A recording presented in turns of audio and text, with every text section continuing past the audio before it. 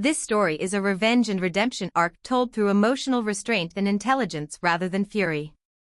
It captures the psychology of betrayal, how a person chooses not to break, but to rise quietly. The voice of the protagonist, Daniel, is reflective, mature, and wounded yet deliberate. His revenge is not out of cruelty but out of poetic balance. He lets his wife's own choices undo her. The silence between us had grown thick, like fog that carried the ghosts of words never said. Her perfume had changed. Her smile had changed. Even the way she touched her phone was different, gentler, like it contained something sacred that wasn't me. I used to believe love meant staying through the storm.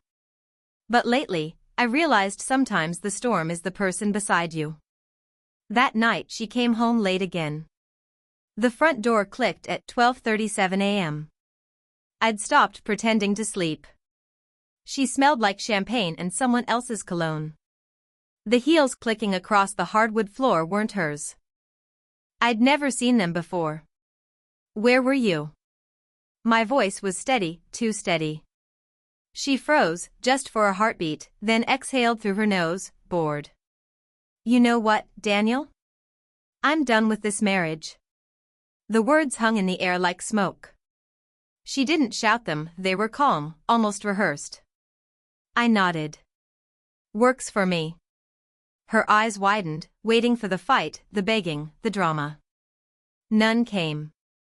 I picked up my jacket, keys, and the envelope I'd been keeping for weeks, bank statements, messages, proof. I'd prepared for this moment long before she had. "You're just going to walk away," she snapped.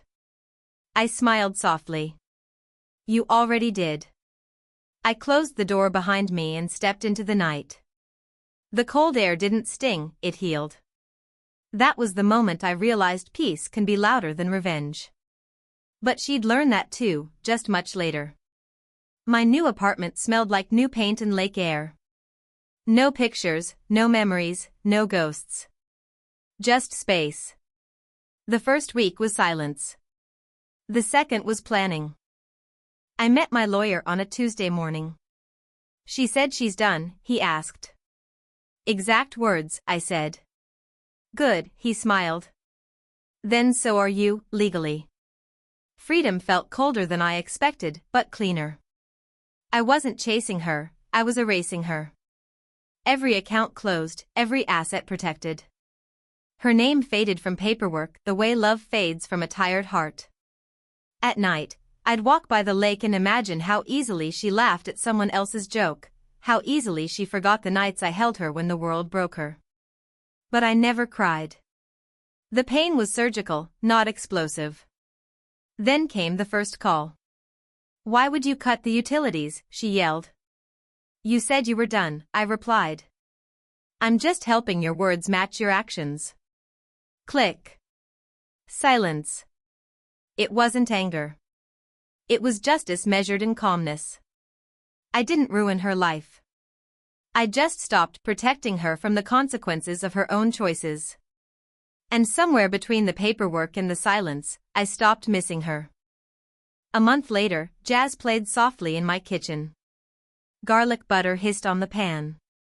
Across the table, Emily laughed, a sound I hadn't heard in years. She was once Sarah's best friend. The one she'd exiled for being too honest. Funny how honesty finds its way back when lies fall apart. We weren't dating, just two people sharing a meal, two survivors of the same storm. Her eyes held warmth I hadn't seen in months. The wine made the room hum, soft and slow. Then came the knock. 3 sharp raps. Urgent. Familiar. I opened the door. Sarah stood there, perfect hair, trembling hand clutching cheap flowers. "I just wanted to talk," she began. Then she saw Emily behind me, her jaw collapsing mid-sentence. "Of all people," she whispered. Emily stepped beside me, calm. "Evening, Sarah." The air turned electric. "You said you were done," I told her quietly. "So was I." She stared at us, searching for weakness. There was none. Her eyes flickered, anger, disbelief, regret, all fighting for air. "You'll regret this," she spat. I smiled. "I already did. Once." The door closed slowly, like the last page of a long, painful book. Inside, Emily poured another glass of wine. We didn't mention her again. News travels fast when you've lived your life as a highlight reel. By Friday, the whispers started. By Monday, they became posts. "Did you hear about Sarah showing up at Daniel's place?" Karma in real time. She tried to fight it with filters and captions, "living my best life." But the internet smells lies like smoke. Her boyfriend dumped her publicly. Her boss demoted her quietly. The world she curated cracked, one judgmental glance at a time. Meanwhile, I stayed invisible. No posts, no quotes, no gloating. Just peace. That drove her mad. Because nothing haunts the guilty like someone who refuses to hate them. She texted one night, "Was she worth it?" I didn't reply. Because she was asking the wrong question. Was I worth it? Would have been closer to the truth. Sometimes revenge doesn't need fire, it just needs silence loud enough to echo. The letter came folded neatly, like an apology wearing perfume. Her handwriting trembled. "I was wrong. I hurt myself more than I hurt you. Can we talk as friends?" I didn't answer. Because the next night, Emily and I were at a charity gala. Lights shimmered across glass walls, music flowing like champagne. I wasn't there for revenge, I was there to live. Then I saw her. Serving drinks. A name tag instead of a necklace.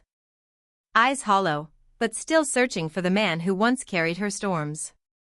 She froze when our eyes met. Emily leaned close. "You were always worth more than how she treated you." The host called my name. Let's honor Daniel Carter for his generosity and integrity. Applause. Cameras. And Sarah, watching from the edge, glass shaking in her hand. Sometimes the universe doesn't punish, it educates. 6 months later, life was quiet again.